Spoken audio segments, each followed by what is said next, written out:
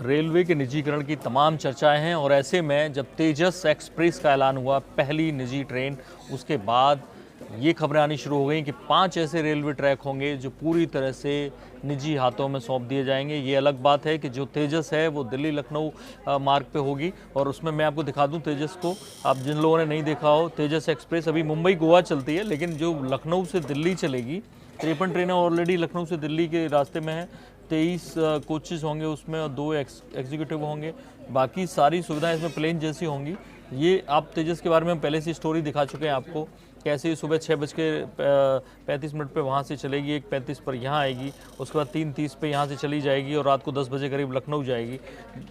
हम दिल्ली में हैं तो हम दिल्ली से लखनऊ की बात कर रहे हैं। तेजस का एक और रूट निर्धारित होना है, तो 2 रूट वो हो गए। 3 नई ट्रेनें आज यानी 19 जुलाई को सरकार ने, जो सोर्स बता रहे हैं हमारे, सरकार ने IRCTC जो PSU या रेलवे का, उससे पूछा है कि क्या ये 3 ट्रेनों की को निजी हाथों में सौंपा जा सकता है। पहली है कालका शिमला रेलवे, जो लोग भी इससे गए होंगे, टॉय ट्रेन के नाम से मशहूर है। करीब 90-95 किलोमीटर का रास्ता है कालका से शिमला का।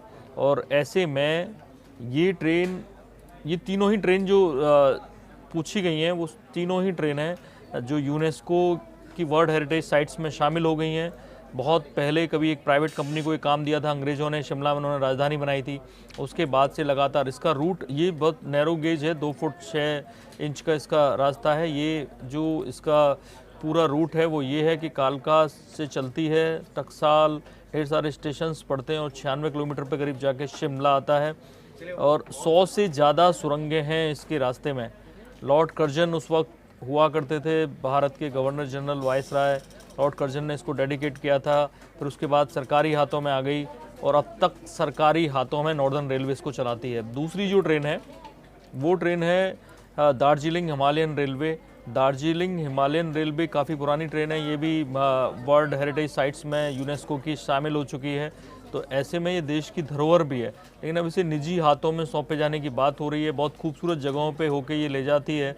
और मैं आपको बता दूं कि कैसे न्यू जलपाईगुड़ी से शुरू होती है और न्यू जलपाईगुड़ी से दार्जिलिंग तक पहुंचती है। ढेर सारे स्टेशंस, वही सब सारी चीज़ें पहाड़ी रास्तों पर घूमते हुए मस्ती से ये ले जाती है। ये भी काफ़ी पुरानी ट्रेन है और करीब 88 किलोमीटर ये चलती है। 1879 में ये खोली गई थी। सबसे पुरानी ट्रेन भारत की जो 1854 में चली, उसके बाद जो 1879 में इसको चलाया गया। और एक तीसरी ट्रेन भी, ये नीलगिरी माउंटेन रेलवे है। इसके बारे में भी सरकार ने पूछा है IRCTC से, क्या इसको निजी हाथों में सौंप दिया जाए। ये ट्रेन ऊटी से चलती है और ऊटी से चल के जो नीलगिरी ज़िला है और कोयम्बटूर जंक्शन तक पहुंचती है।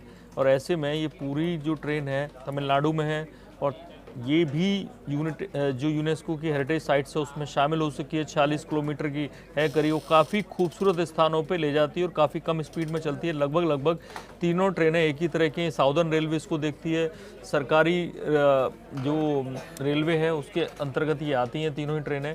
और तीनों इन जो तेजस एक्सप्रेस के अलावा जो बाकी 3 ट्रेन के बारे में सरकार ने पूछा है किसी निजी हाथों में सौंप दिया जाए। तीनों ही ऐसी ट्रेन है जो पर्यटकों की पसंद है, टूरिस्ट की पसंद है।